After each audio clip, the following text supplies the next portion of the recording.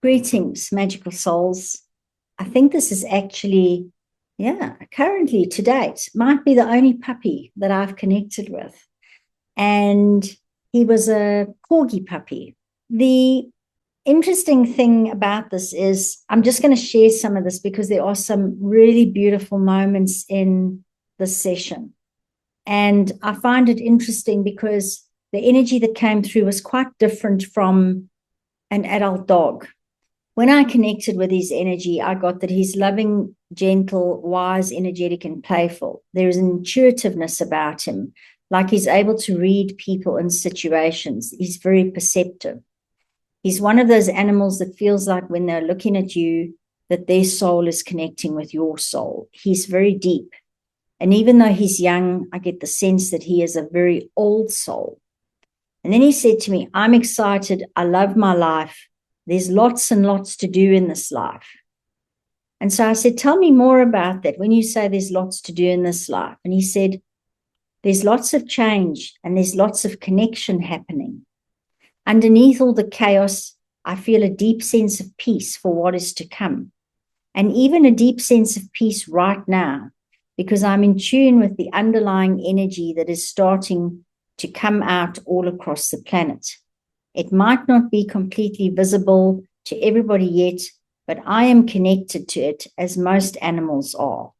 The energy has shifted dramatically. All the animals can feel this. Sometimes it can be that the physical body gets tired, but there is so much to be excited and energized about at the levels that live outside the physical body.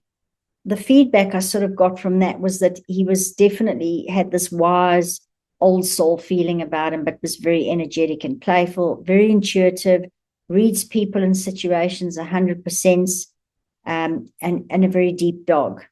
And the lots of connection happening, lots of change, all of it resonated with the human guardian. Then I asked him, there was a question about his food and things like that. And so I said to him, is there anything you want to share about me? Anything you want to do differently? Anything, something that's not working for you? And he said, I love my food. I get quite excited at meal times. Sometimes I have to tell myself to slow down. And then he showed me a metal bowl and I saw a biscuit, but I also saw chunks of meat. And then I said, but I keep seeing like chunks of meat with maybe some gravy in the bowl, but I keep hearing this banging while he's eating, but I don't feel like it's the sound of the kibble going into this metal bowl. The human guardian responded to, yes, we feed him dry kibble, but I put water in it and then create a gravy. And then you said you can see a biscuit. Well, his collar is a biscuit shape. And as of about a week ago, as he's eating, because he's growing, his collar is starting to bang against the side of the metal bowl. So that was almost the sound that I could hear. So again, this is really fascinating when these things come through in sessions that like, it's almost like I'm there with him and I can hear through his ears type thing. I mean, it's really, really hard to describe. And it varies from session to session. Like no two sessions are the same. Sometimes I'm getting it all through feelings. Sometimes I'm getting words.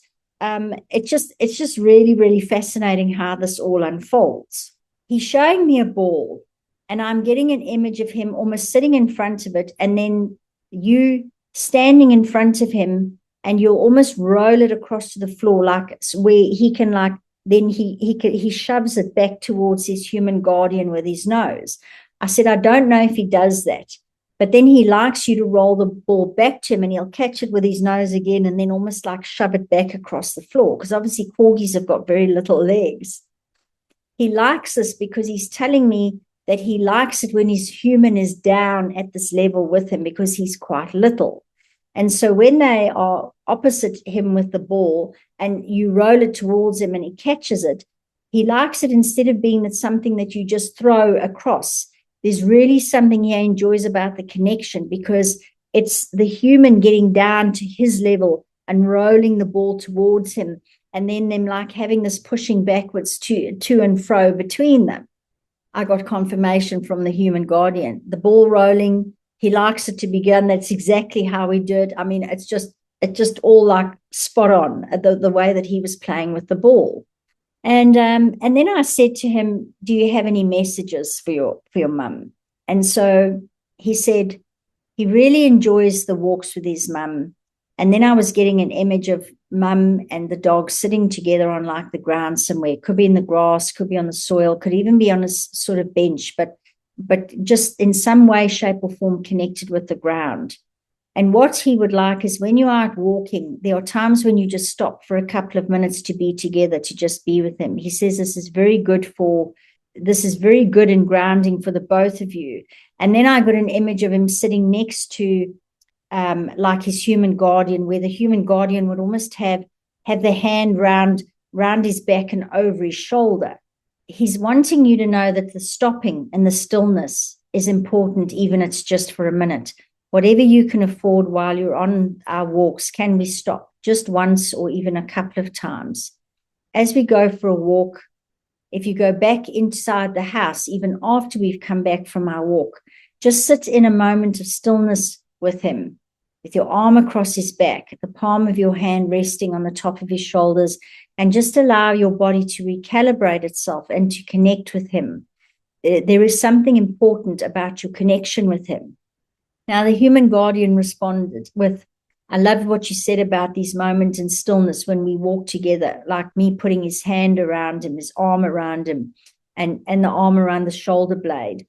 That's exactly what happens. And it really sunk in for her, like this slowing down and this deep connection that was happening, because she didn't really realize it until the dog was saying something about it. And then I said, can you tell me a little bit about your soul contract, or why you might be here?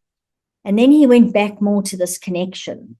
I'm obviously still quite young, but there is, in this lifetime, he is learning how to work with humans from his animal body. Okay, so he was getting back to this connection. This is why the connection is important, why the bonding time together is important. And also that you, the human, are going to be able to gain insights from him. There are things that you are going to be doing in this life together where you almost know what the other one is thinking and doing. I mean, dogs and cats always know what we're thinking and doing, but where the human would get to the point where she almost knew what this dog was thinking, or even thinking about doing. There is something about this bonding. And the dog kept saying, I am learning how to more communicate so that the humans can get messages. And so I asked him to share a bit more with me about that. What he's here to do, and it was quite hard to articulate, but he is learning. He's learning. It's a part of his mission why the bond is so important, because there will be no verbal communication. It's simply through the bond.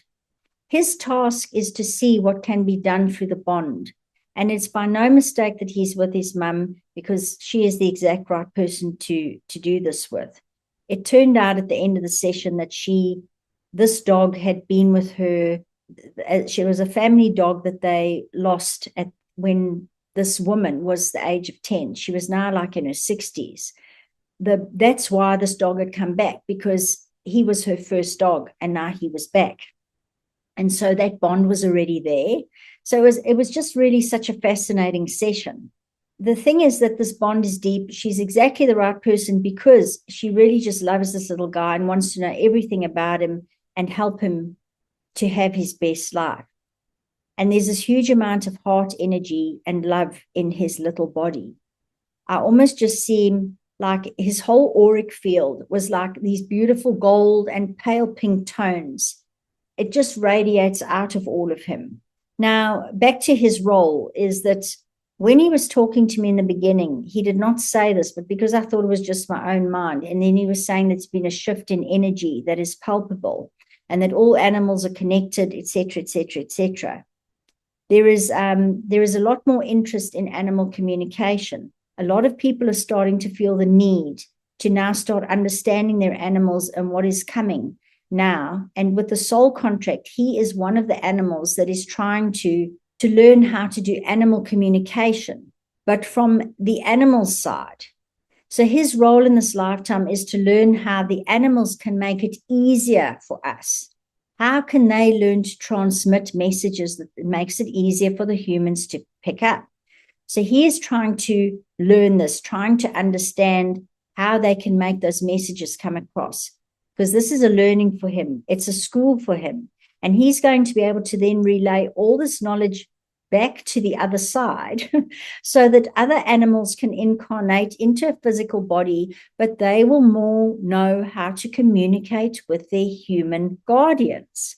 So this was such a fascinating mission for this little guy to be on. And the fact that he'd been with he was the first animal that his human knew, like a good many decades ago.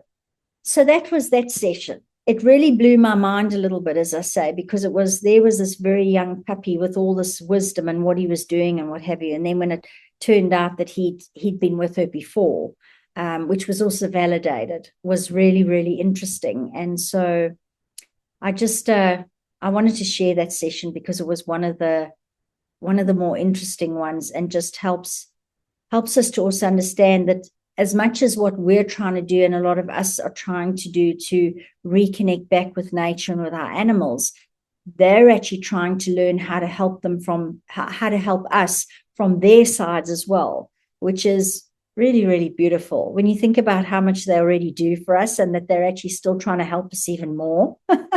I love it. Once again, thank you for listening. I hope you enjoyed that, and wishing you a magical rest of your day.